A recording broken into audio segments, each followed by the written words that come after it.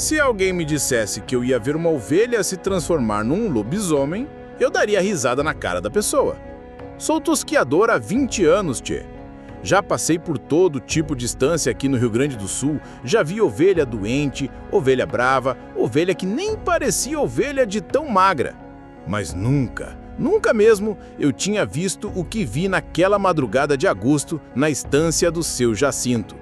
Foi uma coisa que mudou minha vida para sempre, que me fez repensar tudo o que eu achava que sabia sobre este mundo. E se vocês me derem os minutinhos da atenção de vocês, eu vou contar exatamente como foi que uma simples tosquia virou o maior susto da minha vida. Porque o que eu presenciei naquela noite, até hoje me dá arrepio só de lembrar. Meu nome é Antônio Rodrigues, mas desde guri todo mundo me conhece como Seu Toninho. Tenho 52 anos e há 20 que me dedico à tosquia de ovelhas aqui no Rio Grande do Sul. Seguindo os passos do meu finado pai, que também era tosqueador e me ensinou tudo que sei sobre o ofício. Posso dizer sem mentia que já passei por mais de 300 estâncias espalhadas pela campanha gaúcha, desde Alegrete até Uruguaiana, conhecendo cada tipo de terreno e cada raça de ovelha que vocês possam imaginar. É um trabalho sazonal, né, tchê? Começa lá por julho, agosto, quando o frio aperta de verdade e a lã das ovelhas está no ponto certo para cortar. Nem muito curta, nem muito comprida. Trabalho com máquina elétrica profissional Andes, pente número 32, que dá o corte perfeito, e sempre levo meu óleo especial importado para manter as lâminas afiadas que nem navalha. Não é qualquer um que sabe tosquear direito, gente. Tem que ter técnica refinada, paciência de santo e muito respeito pelo animal. Uma ovelha mal tosqueada pode pegar infecção na pele, machucar nos cortes, até morrer de estresse.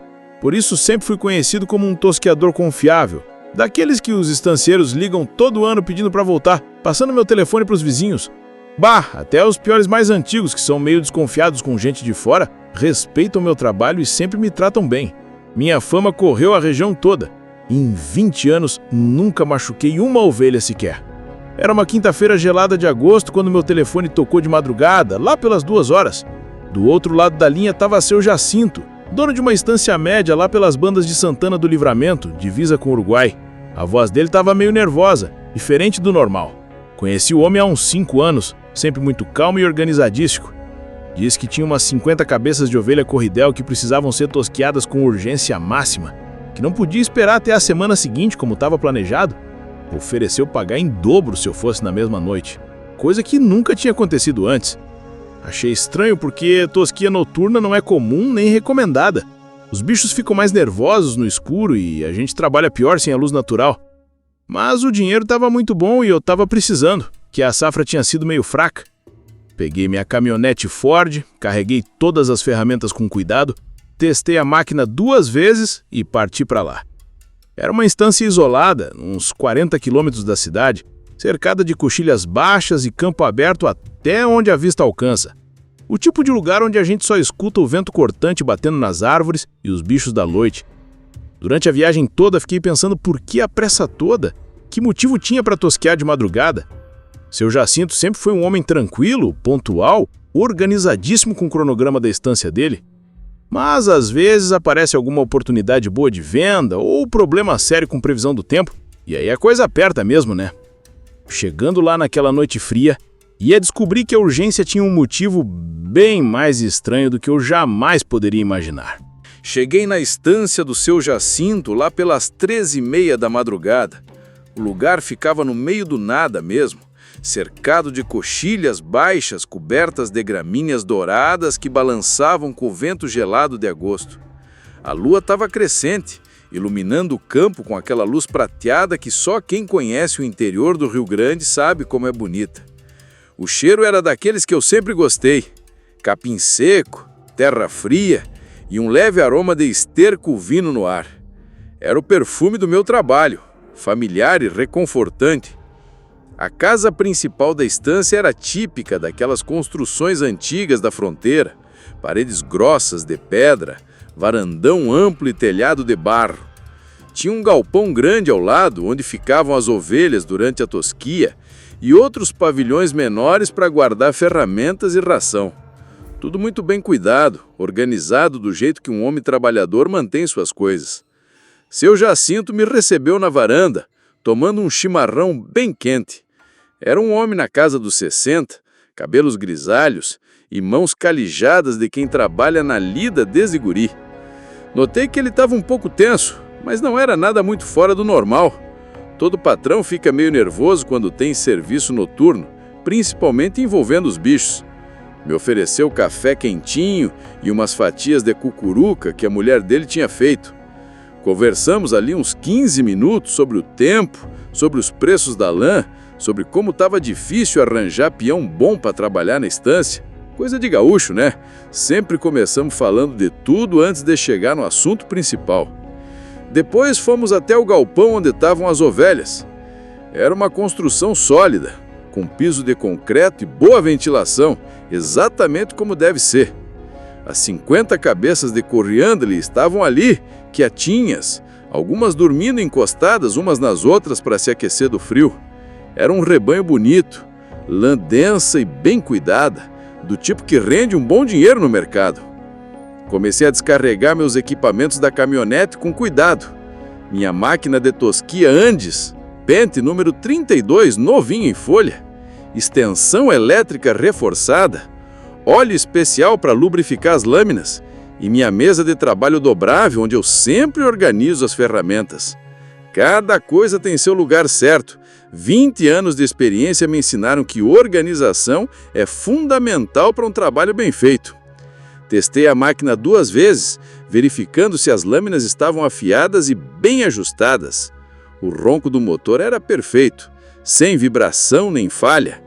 Passei óleo nos pontos certos, ajustei a velocidade, tudo funcionando que nem um relógio suíço. Era aquela sensação boa de quando a gente sabe que está preparado para mais uma noite de trabalho honesto. O ambiente estava perfeito para a tosquia. Temperatura adequada, sem vento forte dentro do galpão e as ovelhas calvas. O seu Jacinto ficou ali comigo, ajudando a separar os animais e conversando sobre técnicas de manejo. Um patrão participativo, coisa que eu sempre respeitei. Disse que ia ficar acordado toda a noite, que não conseguia dormir quando tinha serviço sendo feito na estância. Normal também. É a propriedade dele, os bichos são dele, é natural que queira acompanhar. Lembro que naquele momento eu estava me sentindo bem confiante e tranquilo. Mais uma noite de trabalho como tantas outras que eu já tinha feito ao longo da minha carreira. O frio cortante da madrugada gaúcha, o cheiro familiar da lã, o som baixinho dos balidos das ovelhas, tudo exatamente como sempre foi. Se alguém me dissesse naquele momento que em poucas horas eu ia presenciar algo que mudaria para sempre minha forma de ver o mundo, eu teria dado risada. Mas a vida, né, tchê? Às vezes reserva umas surpresas que a gente nem imagina que podem existir. Foi quando comecei a observar o rebanho mais de perto que notei uma coisa estranha. As 50 ovelhas estavam todas agrupadas num canto só do galpão, amontoadas uma em cima das outras, como se estivessem fugindo de alguma coisa. Nunca tinha visto comportamento igual em 20 anos de profissão. Normalmente as ovelhas se espalham pelo curral, algumas ficam em pé, outras deitadas, mas sempre ocupando o espaço todo de forma natural. Ali não. Todas estavam espremidas contra a parede do fundo, deixando quase metade do galpão completamente vazio. E tinha mais uma coisa que me chamou a atenção. Uma ovelha sozinha, isolada no meio do espaço vazio, parada que nem estátua. Era uma fêmea corrideio adulta, pelagem branca, típica da raça, mas havia algo diferente nela que eu não conseguia identificar de imediato. A postura não era normal, ficava ereta demais, com a cabeça erguida numa posição que não era natural para uma ovelha. E os olhos? Os olhos dela tinham uma expressão que me deixou incomodado. Não era o olhar assustado ou curioso que a gente está acostumado a ver nos bichos. Era um olhar fixo, penetrante, quase como se ela estivesse me estudando ao invés de ter medo da minha presença. Chamei o patrão. Seu Jacinto, que história é essa das ovelhas? Nunca vi elas se comportarem assim. Ele veio até onde eu estava e olhou para o rebanho. Vi uma expressão estranha passar pelo rosto dele, como se já soubesse do que eu estava falando. "Ah, essa ovelha aí", disse apontando para a isolada, "ela tá meio esquisita há uns 3 dias. Achei que fosse doença, talvez algum problema neurológico, por isso queria que o senhor tosquiasse ela primeiro para eu poder examinar melhor depois." Fazia sentido a explicação, mas continuava me incomodando. Em 2 décadas lidando com ovinos, eu aprendi a reconhecer todos os tipos de doença e comportamento anormal. Tinha visto ovelha com verminose, com pododermatite, com pneumonia, com problema de casco, mas nunca tinha visto uma ovelha ficar parada daquele jeito, com aquela postura estranha e aquele olhar diferente. Resolvi me aproximar dela para fazer uma avaliação técnica antes de começar a tosquia. Quanto mais perto eu chegava, mais estranho ficava o comportamento dela.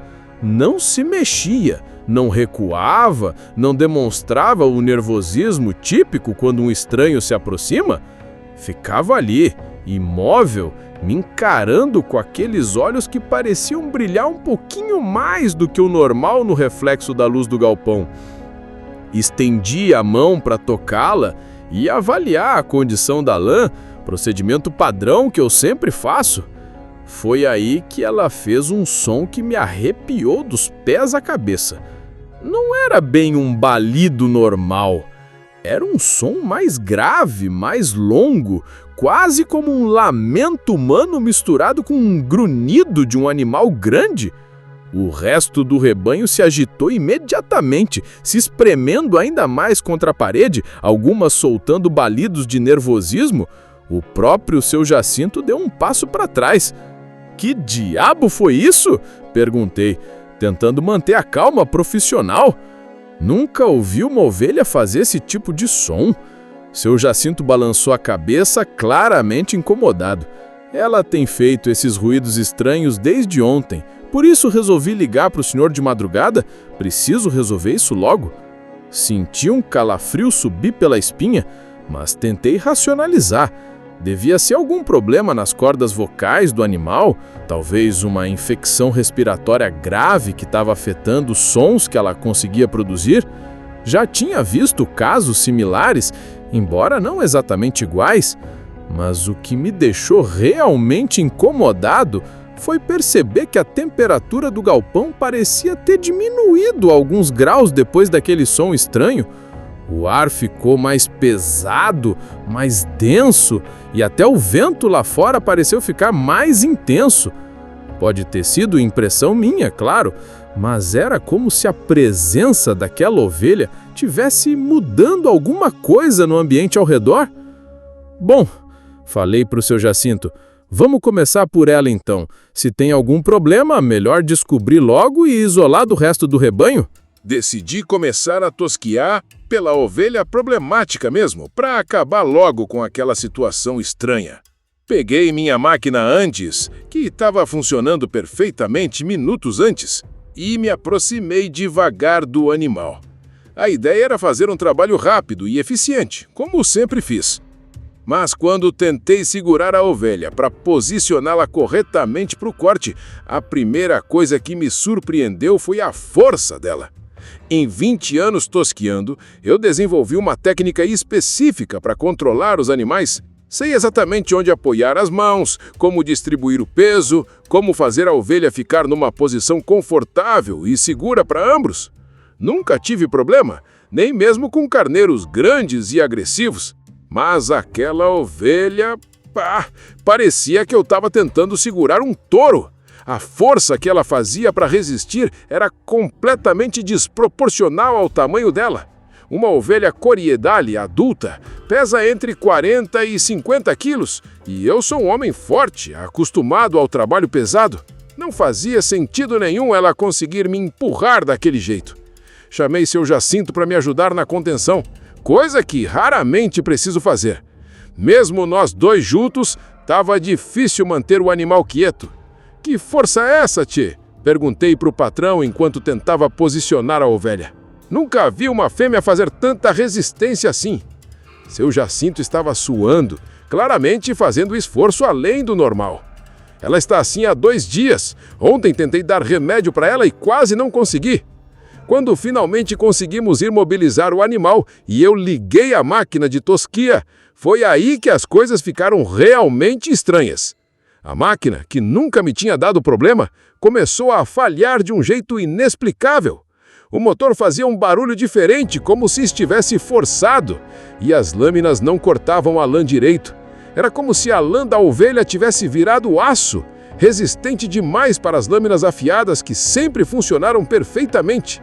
Desliguei a máquina, verifiquei as lâminas, passei óleo, ajustei a tensão. Tudo estava normal, exatamente como deveria estar. Liguei novamente e tentei continuar, mas a mesma coisa acontecia.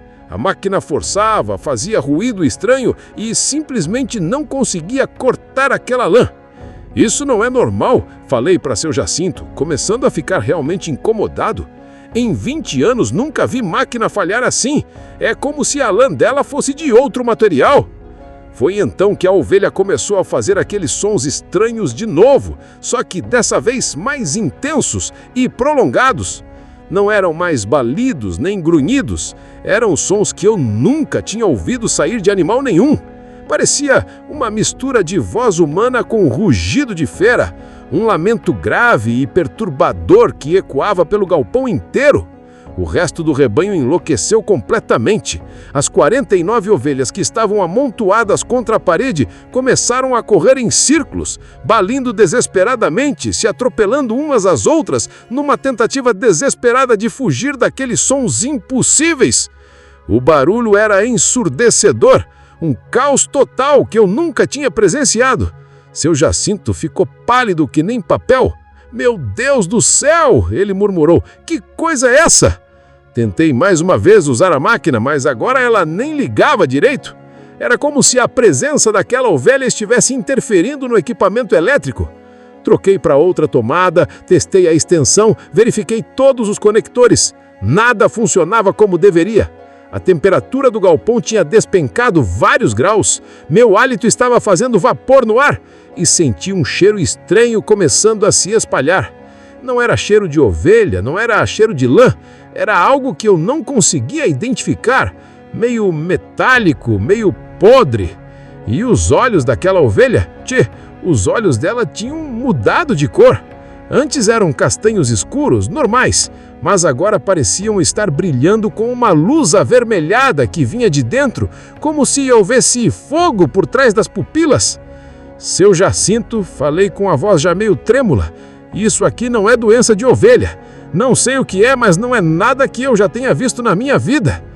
Pela primeira vez em 2 décadas de trabalho, comecei a considerar a possibilidade de que aquilo que estava na minha frente talvez não fosse uma ovelha comum. Alguma coisa estava acontecendo ali que estava muito além da minha compreensão técnica e profissional. Foi quando eu estava ali, parado, tentando entender por que minha máquina não funcionava e por que aquela ovelha tinha olhos vermelhos, que aconteceu a coisa mais aterrorizante da minha vida. A transformação começou bem na minha frente, a poucos metros de distância, e eu não conseguia acreditar no que meus olhos estavam vendo. Primeiro, o corpo da ovelha começou a crescer. Não era um crescimento normal, natural.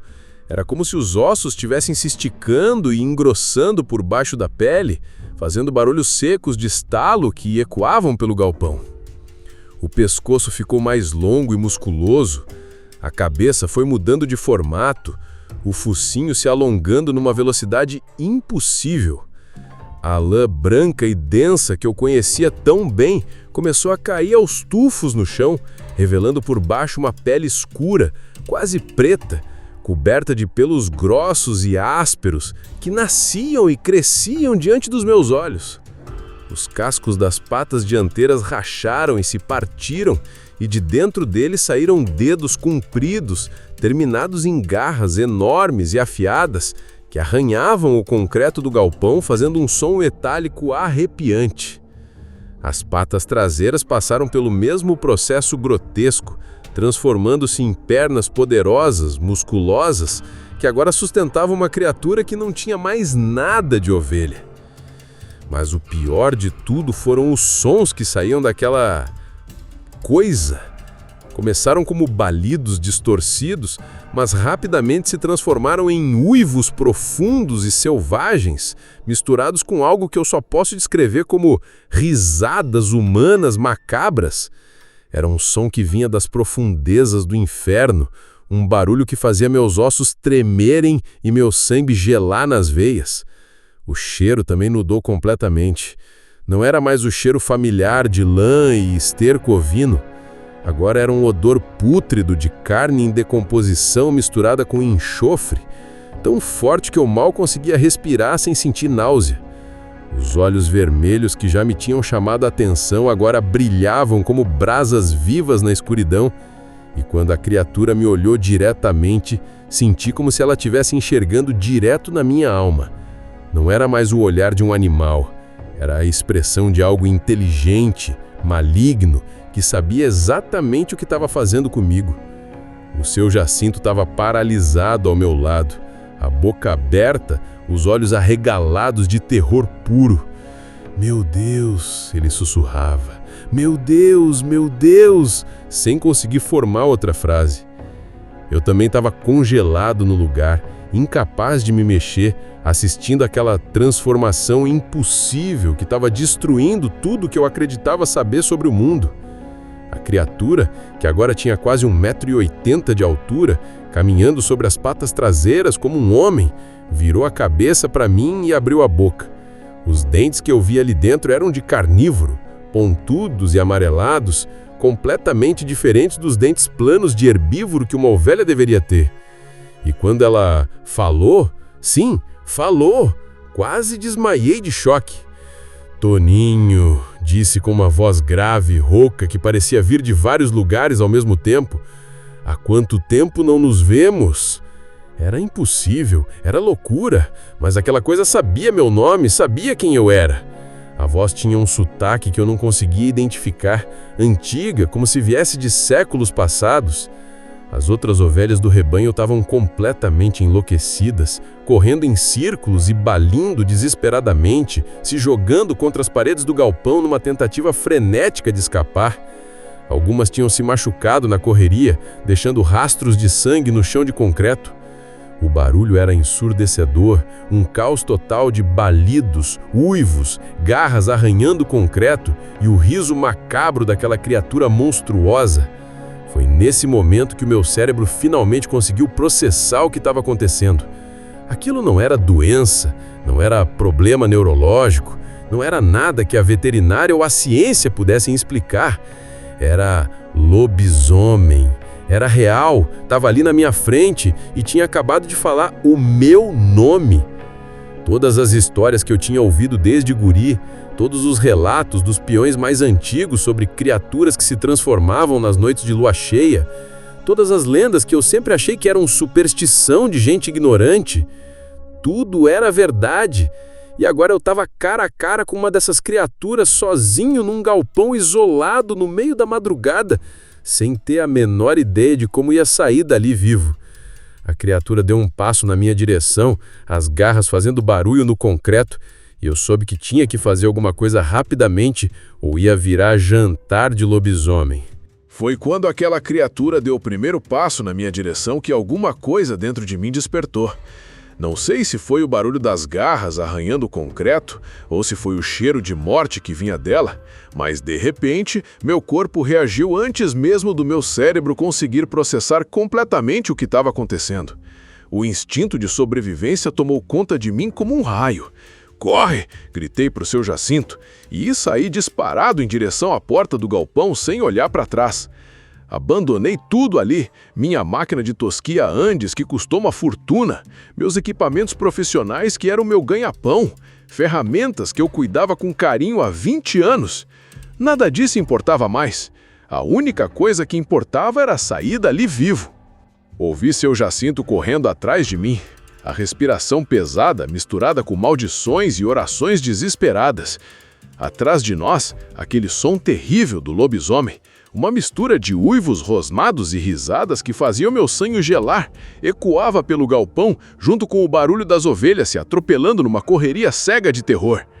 Quando saí do galpão, o frio da madrugada gaúcha bateu no meu rosto suado como uma bofetada, mas não parei nem por um segundo. Corri pela estância como nunca tinha corrido na vida, tropeçando no terreno irregular, pulando poças de lama, passando por cerca sem nem sentir quando os arames farpados rasgavam minha roupa. O coração estava batendo tão forte que eu achava que ia explodir dentro do peito. Podia ouvir minha própria respiração ofegante, desesperada, e o som dos meus passos na terra batida. Mas tinha uma coisa pior que tudo isso. Eu tinha certeza absoluta de que aquela criatura estava me seguindo. Não era paranoia, não era medo infundado, era uma sensação física, real, de que havia algo correndo atrás de mim no escuro. Podia sentir a presença dela, como se fosse uma sombra gelada nas minhas costas. Cada vez que meu pé tocava o chão, eu esperava sentir uma garra me agarrando, me derrubando, me despedaçando. O som dos passos da criatura no terreno era diferente do nosso, mais pesado, mais irregular, como se ela às vezes corresse sobre 2 patas e às vezes sobre 4. E aqueles uivos, meu Deus, aqueles uivos me perseguiam através do campo aberto, ecoando pelas coxilhas, um som que não parecia vir apenas de trás de mim, mas de todos os lados ao mesmo tempo. Era como se a criatura fosse mais rápida que nós, conseguindo cercar nossa fuga. Corri em direção à casa principal da estância, uma distância que normalmente eu faria caminhando em 5 minutos, mas que naquela madrugada pareceu durar uma eternidade.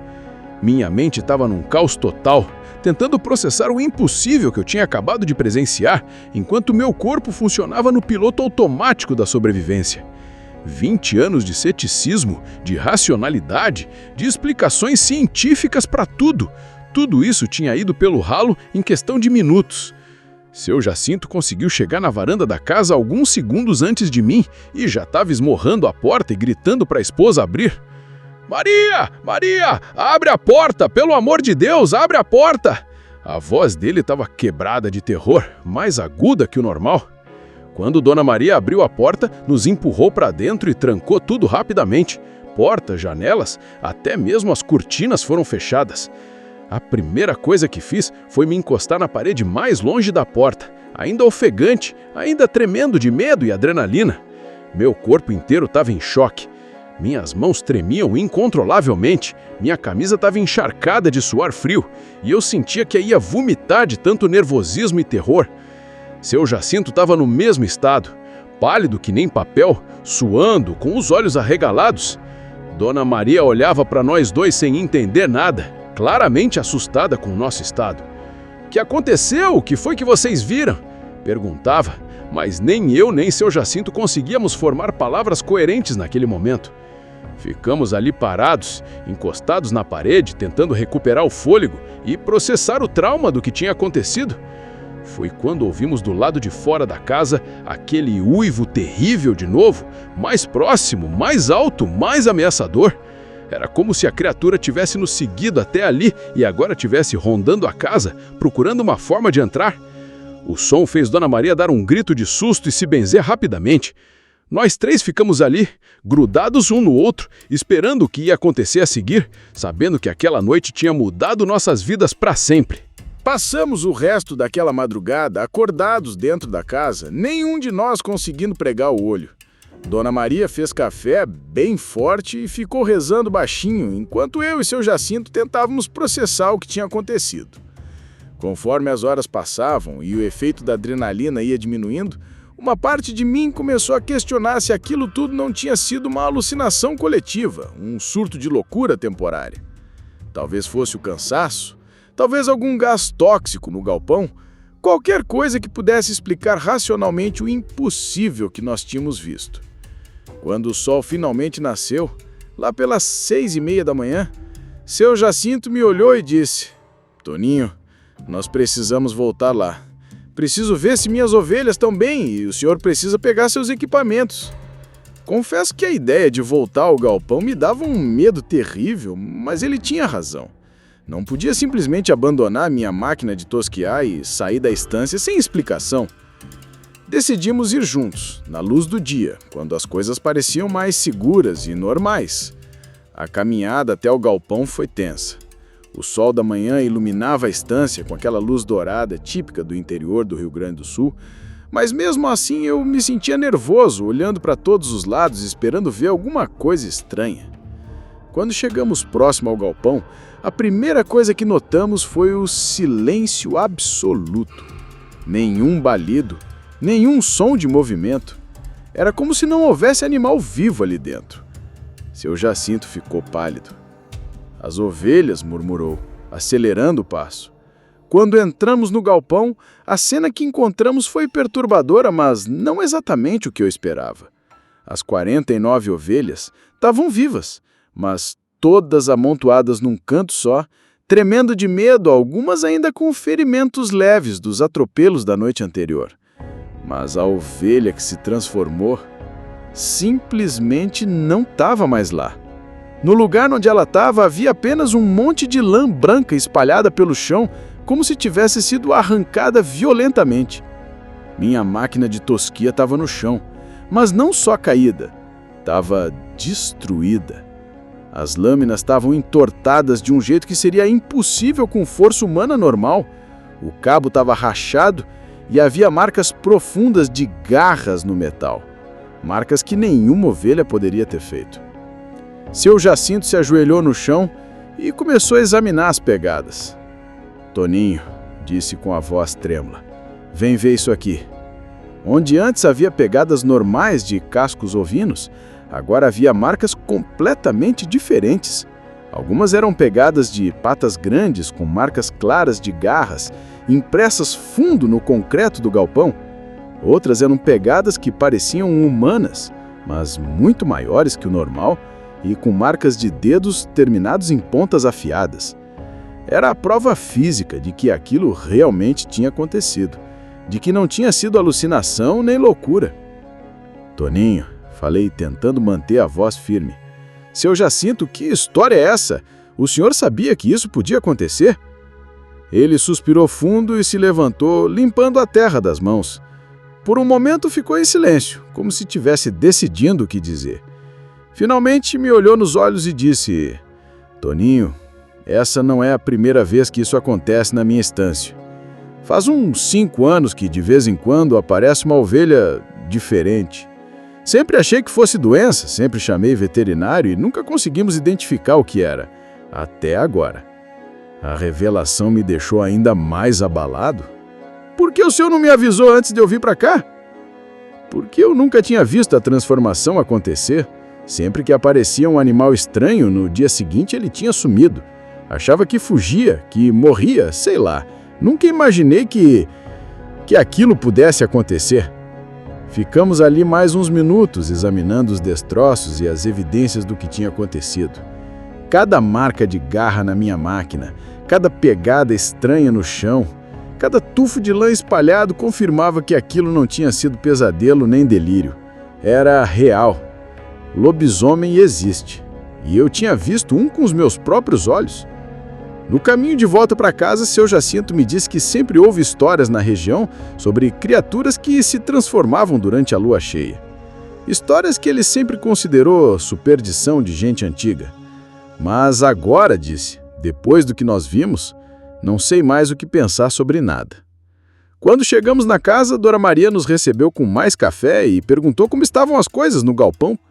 Contamos para ela sobre as evidências, sobre as pegadas, sobre os equipamentos destruídos. Ela ouviu tudo em silêncio, balançando a cabeça, como se já soubesse que era isso que íamos encontrar. Minha avó sempre dizia que tem noites que o diabo anda solto por essas coxilhas, mas agora sei que ela não estava exagerando. Foi nesse momento que eu comecei a aceitar de verdade que a minha vida tinha mudado para sempre. Não era mais possível voltar a ser o tosquiador cético e racional que eu era antes. Agora eu sabia que existem coisas nesse mundo que a ciência não consegue explicar, e eu tinha visto uma de perto.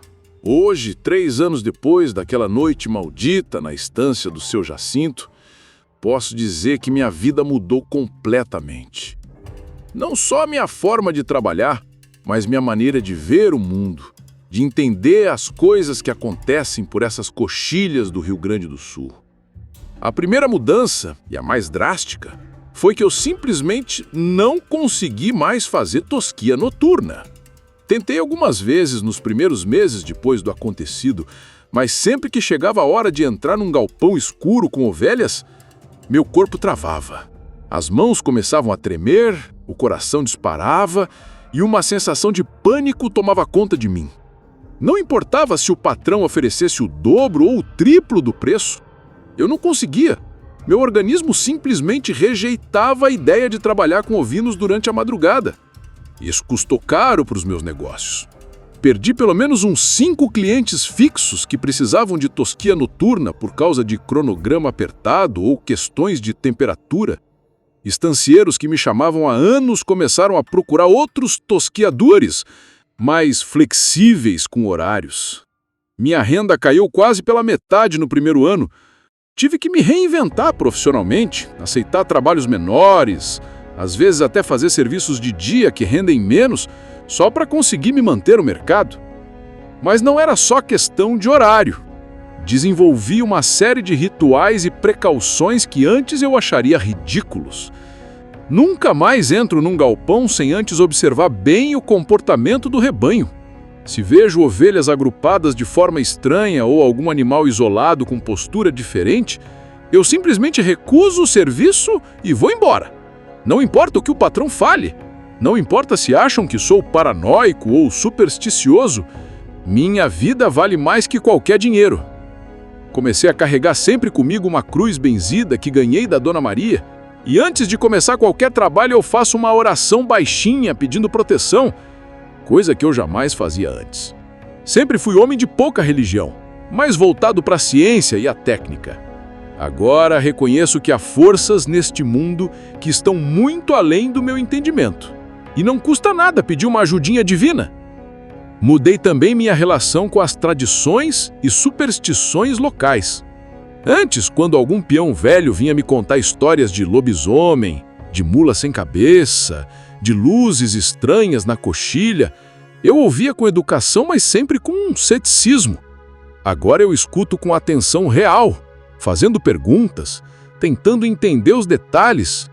Descobri que há muito mais relatos desse tipo de coisa na região do que eu imaginava.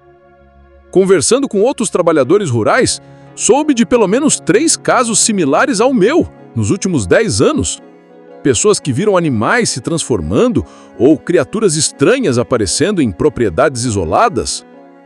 A diferença é que a maioria nunca conta para ninguém, com medo de serem chamados de loucos. Minha relação com o trabalho também mudou de outras formas. Antes eu era daqueles profissionais que achavam que sabiam tudo sobre ovinos. 20 anos de experiência me davam uma confiança absoluta. Eu achava que não existia situação com ovelhas que eu não soubesse lidar. Hoje eu sei que existem mistérios nesse universo rural que vão muito além da veterinária, da zootecnia, de qualquer conhecimento científico.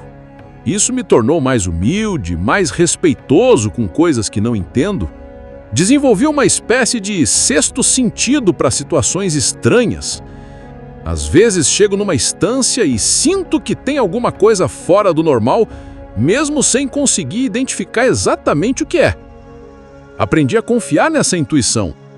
Já recusei vários trabalhos por causa dessa sensação e depois soube que realmente aconteceram coisas estranhas nesses locais.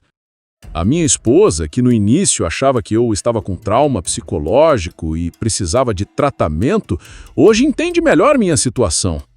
Ela mesma começou a acreditar nas histórias depois que viu como eu mudei, como meu medo era real e consistente. Inclusive, ela foi quem me incentivou a começar a contar minha experiência para outras pessoas, como uma forma de alertar quem trabalha sozinho no campo durante a noite.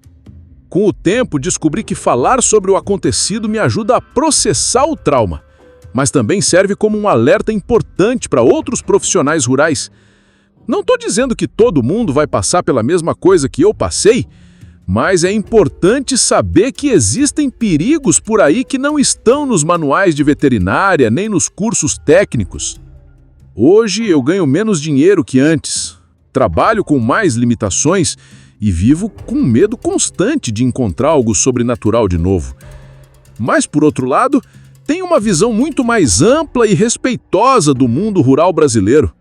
Entendo que estas terras antigas guardam segredos e mistérios que nós, com toda a nossa ciência moderna, ainda estamos longe de compreender completamente. Se você chegou até aqui ouvindo minha história, provavelmente está se perguntando se eu não sou maluco, se não inventei tudo isso, ou se não foi algum tipo de alucinação causada pelo cansaço.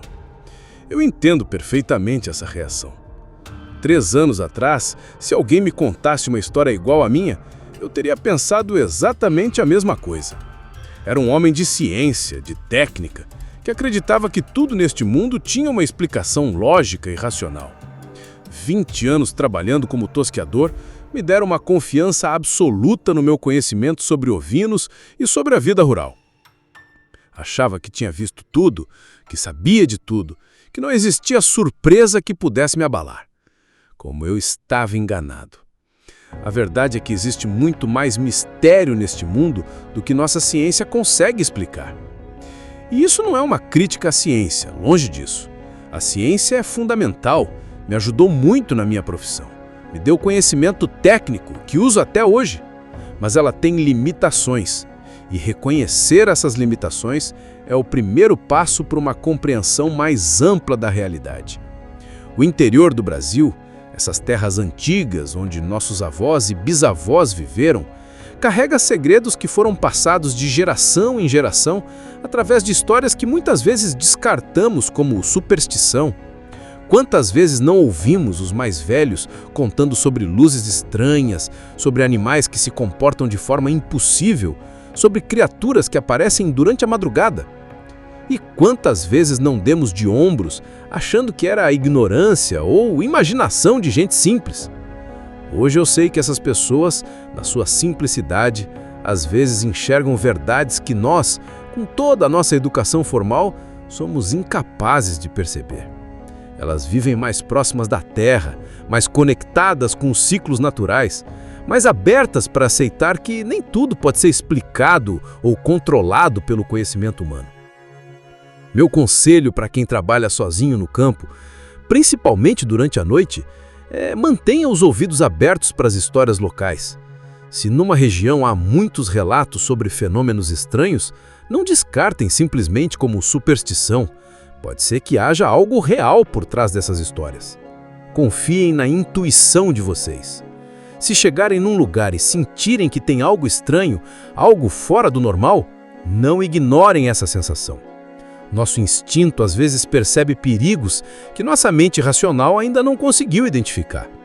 E, principalmente, tenham respeito pelas tradições locais, pelas crenças dos mais antigos, pelos rituais de proteção que podem parecer bobagem para quem vem da cidade, mas que carregam sabedoria acumulada de gerações. E isso não significa que devemos abandonar a razão e a ciência. Significa que devemos ser humildes o suficiente para reconhecer que existe muito sobre este mundo que ainda não compreendemos. A ciência está sempre evoluindo, sempre descobrindo coisas novas, sempre expandindo os limites do conhecimento humano. Quem sabe um dia ela conseguirá explicar o que eu vi naquela madrugada na estância de Seu Jacinto? Até lá, vou continuar sendo um tosqueador que respeita tanto a técnica quanto o mistério. Para os céticos que estão ouvindo isso e acham que é tudo fantasia, eu digo, torçam para que vocês estejam certos. Torçam para que lobisomens sejam apenas lenda, para que criaturas sobrenaturais existam apenas nos filmes e nos livros. Porque se um dia vocês se depararem com algo assim, vão entender que não há preparação no mundo que seja suficiente para o choque de descobrir que a realidade é muito mais ampla e misteriosa do que jamais imaginaram. E para aqueles que já passaram por experiências similares, que viram coisas que não conseguem explicar, que foram chamados de loucos por familiares e amigos, vocês não estão sozinhos. Há mais gente como nós do que vocês imaginam. A diferença é que a maioria tem medo de falar, tem medo do julgamento, da incredulidade. Mas é importante compartilhar essas experiências porque elas podem servir de alerta e proteção para outros trabalhadores rurais. Por fim, quero deixar uma reflexão. O mundo rural brasileiro é um lugar de uma beleza e riqueza impressionantes, mas também é um lugar de mistérios profundos e antigos. Devemos nos aproximar dele com respeito, com humildade e com a mente aberta para aceitar que nem tudo pode ser explicado apenas com o conhecimento técnico e científico. Há forças neste país, nessa terra, que são muito mais antigas e poderosas do que nossa civilização moderna. E conviver com essas forças, respeitá-las e reconhecê-las, talvez seja parte de uma sabedoria que perdemos no caminho da modernização. Essa é a minha história, esse é o meu testemunho. Se servir para alertar ou salvar a vida de uma pessoa sequer que trabalha sozinho no campo durante a madrugada, já valeu a pena ter passado pelo que passei. E se não acreditarem, tudo bem também. Só espero que vocês não tenham que descobrir da forma difícil, como eu descobri, que lobisomem não é apenas lenda gaúcha. Se essa história mexeu com vocês, deixem o like aí embaixo e se inscrevam no canal para ouvir mais relatos reais do interior brasileiro.